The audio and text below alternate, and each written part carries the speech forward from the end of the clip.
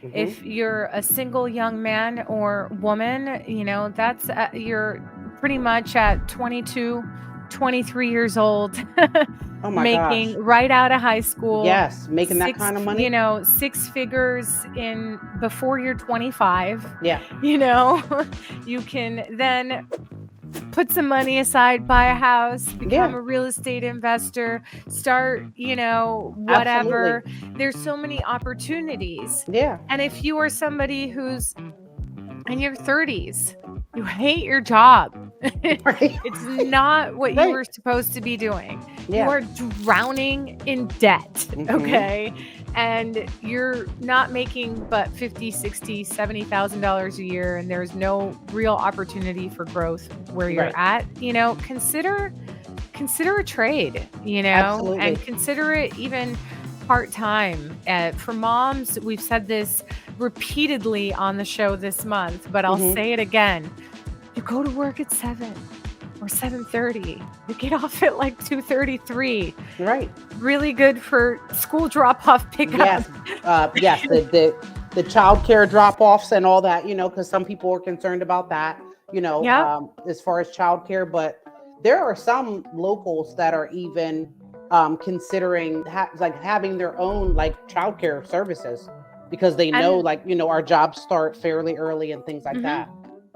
And they should, and they do. And, I think if the local is big enough or if a company is large enough, whether it's a sub trade or even a large corporate company, I Hmm. don't see why they couldn't provide some sort of childcare, daycare, after school programs, Right. and, also gear it towards the trades, Yeah.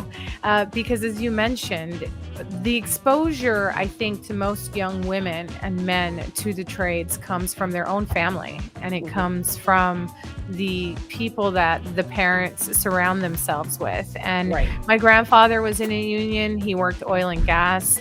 And so that's, I guess, a very different sector in blue collar, but also part construction, industrial construction. Hmm. And, my father also worked in the oil and gas industry, uncles, so shout out to all my ONG fam.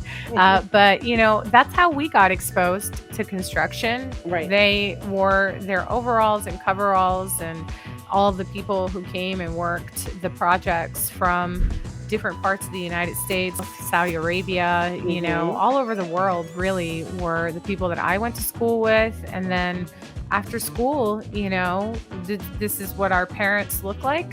Right. Some of them worked in offices, Hmm. so they wore regular pants and button up shirts, Right. like some of the engineers we were talking about here. And, Hmm. some of them were hybrid roles, and you know what I mean? But my exposure was very similar to the kids, your grandkids and your kids, Yeah. where it was my family that exposed me to the construction industry. And I wouldn't be Hmm. surprised if one or two of them end up in construction just because that's what you've exposed them to. Yeah. Right. Right. you know